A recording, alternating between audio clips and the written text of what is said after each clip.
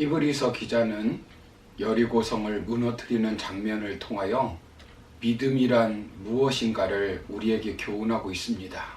그렇다면 믿음이란 무엇일까요? 지난 시간에 첫 번째로 살펴본 것은 믿음이란 하나님과 하나님의 약속을 믿는 것이라고 말씀드렸습니다. 오늘 두 번째로 살펴볼 것은 믿음은 하나님의 약속의 말씀을 순종하는 것입니다. 본문 서두를 보시면 믿음으로 여리고를 도니라고 말씀합니다. 즉 하나님과 하나님의 약속의 말씀을 믿고 여리고를 7일 동안 돌았다는 것입니다. 이것이 바로 순종입니다.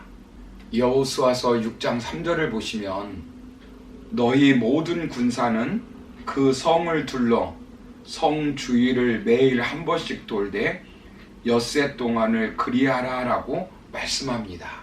그리고 4절 5절의 말씀을 보시면 제사장 7은 7 양각 나팔을 잡고 언약궤 앞에서 나아갈 것이요 7째 날에는 그 성을 7번 돌며 그 제사장들은 나팔을 불 것이며 제사장들이 양각 나팔을 길게 불어 그 나팔 소리가 너희에게 들릴 때에는 백성은 다 큰 소리로 외쳐 부를 것이라.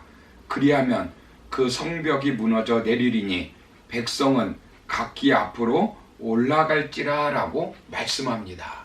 사람이 어떤 명령을 따르려면 합리성이 있어야 합니다. 예를 들어서 제가 설탕을 주면서 몸에 좋은 것이니 많이 먹으라고 하면 설탕을 드시겠습니까? 아마 당뇨병에 걸린다고 다들 드시지 않을 것입니다. 왜냐하면 합리적인 말이 아니기 때문입니다. 그런데 하나님께서 매일 하루에 한 번씩 여리고성을 돌라는 것입니다. 그것도 6일 동안 돌라는 것입니다. 그때 위에서 돌을 던지거나 화살을 쏘거나 뜨거운 물을 퍼부으면 꼼짝없이 당하게 되어 있습니다. 그런데 하루 정도는 모험을 할지라도 6일 동안 그렇게 하면 적들이 그들의 연속적인 행동을 보면서 금방 예측하여 준비하였다가 심각한 피해를 줄 수 있습니다. 합리적으로 타당한 명령이 아닙니다. 또한 사람이 누구의 지시를 따르려면 실용성이 있어야 합니다. 실제 쓸모가 있어야 합니다. 그렇게 해보았자 아무 소용이 없으면 누가 그것을 하겠습니까? 제사장 7은 7 양각 나팔을 잡고 언약궤 앞으로 나아가라고 말씀합니다. 7째 날에는 그 성을 7번 돌라고 말합니다. 그리고 마지막 양각 나팔을 길게 불면 백성들은 큰 소리로 외치라고 말합니다. 양각 나팔은 실용적인 전쟁 도구가 아닙니다. 제사장은 군인들이 아닙니다. 전쟁에 필요한 것은 전쟁 도구이지 예배 드리는 도구가 무슨 필요가 있겠습니까? 젊은이들을 동원하여 여리고 문을 부수는 것이 더 실용적이지 전쟁을 이기는데 양각 나팔을 부는 것이 무슨 소용이 있겠습니까? 그리고 누구의 지시를 따르려면 그것으로 말미암은 유익함이 있어야 합니다. 그 말을 따름으로 인해서 유익성이 있어야 한다는 것입니다. 피해를 보는 것이 뻔히 예측이 되는데 따르려고 하는 사람은 별로 없을 것입니다. 하나님의 지시를 보십시오. 백성이 소리치면 성벽이 무너진다는 것입니다. 만약 우리가 그 시대 여호수아와 이스라엘 백성이라면 이런 명령을 따르겠습니까? 만일 남편이 잘 다니던 직장을 그만두고 매일 집에서 컴퓨터 게임만 하는데 하나님이 남편을 사랑하라고 말씀하시면 그 말을 따르겠습니까? 원수 같은 사람을 사랑하고 용서하라고 말하는데 그런데도 용서하고 사랑할 수 있겠습니까? 쉽지 않습니다. 그래서 우리는 순종하기 어려울 때 예수님의 십자가를 바라보아야 합니다.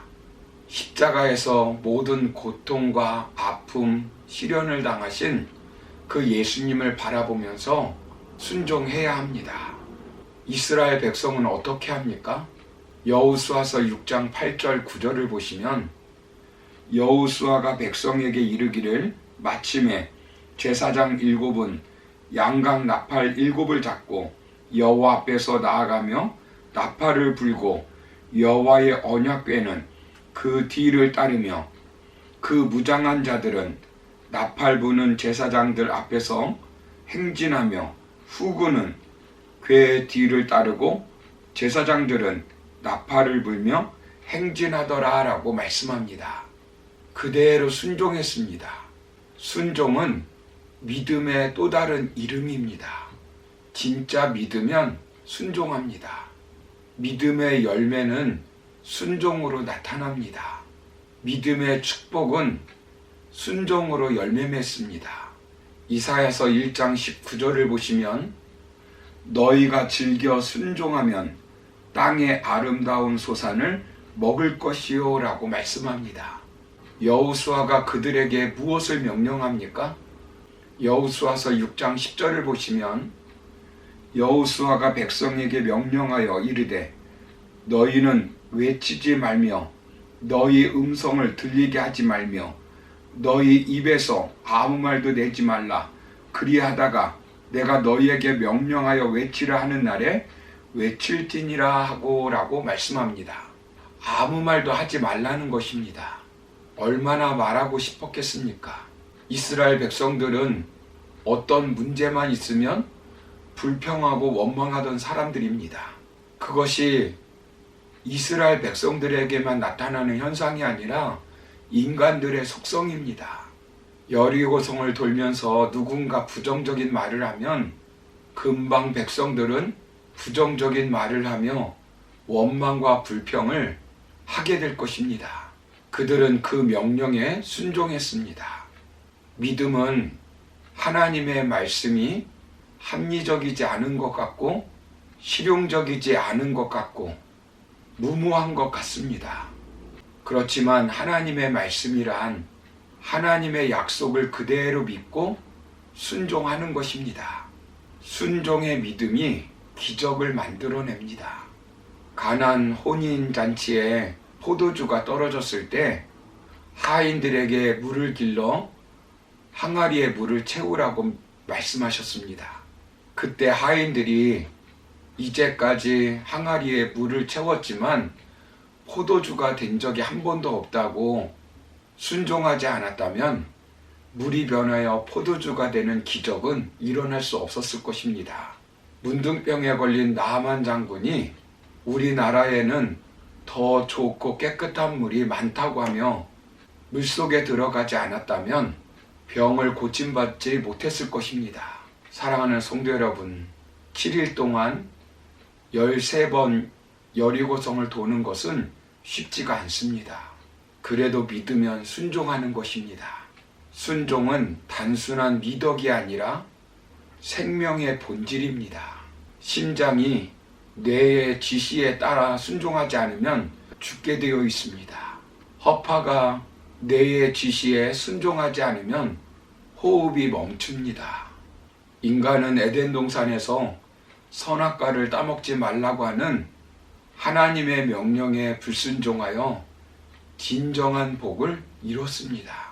룻의 처는 뒤를 돌아보지 말라는 명령을 불순종하고 소금 기둥이 되었습니다.